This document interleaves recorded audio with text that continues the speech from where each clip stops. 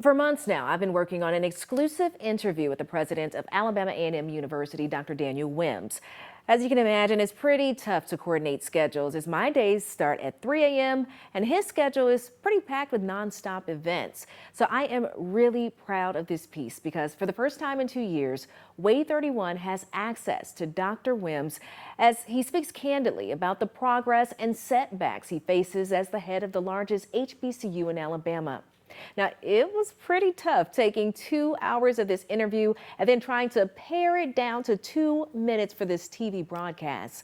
So in this Way 31 digital exclusive, I'm giving you an extended version of record first for the school and as it gets ready to prep for its 150th anniversary next year. Enjoy. Alabama A&M University President Dr. Daniel Wims is on the go, while the university is on the grow.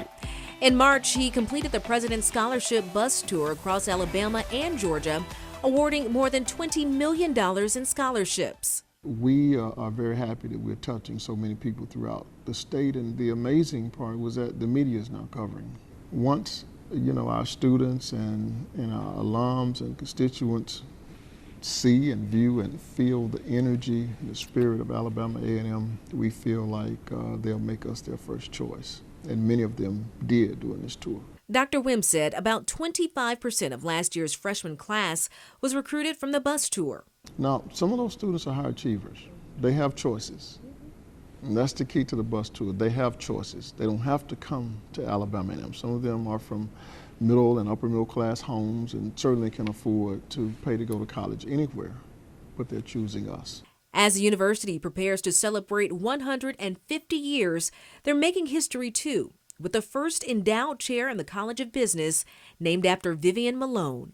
But this one is very important and it's historic, and it couldn't be named after or for a better person. She was the first African American to integrate the University of Alabama, and she started her studies at A&M. It helps to relieve our ability to recruit first-class faculty and administrators. We're very fortunate that we're coming very soon to announce our second endowed chair. Dr. Wims says in the past 3 years, they've won the most research dollars in school history. Of course, I was vice president for research for 12 years, and we worked very hard with our faculty to put things in place. They developed a contract arm, which brought in a few $1 million. We're one of the few HBCUs in that space, and we are a model for other HBCUs.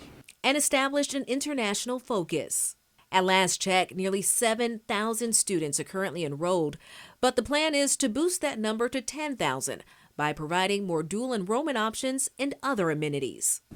There are many instances where we've lost a student in the past because you show the student and the parents our dormitory.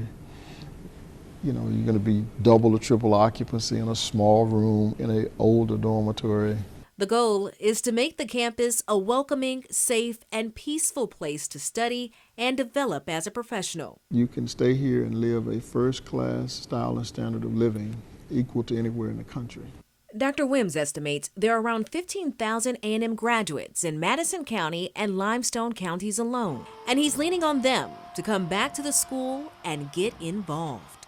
Because his ultimate goal, I would like to set the institution up for the next 20, 25 years to where it has continual growth. I don't want to take progress for granted, and I don't want to push, but I also don't want to push too fast.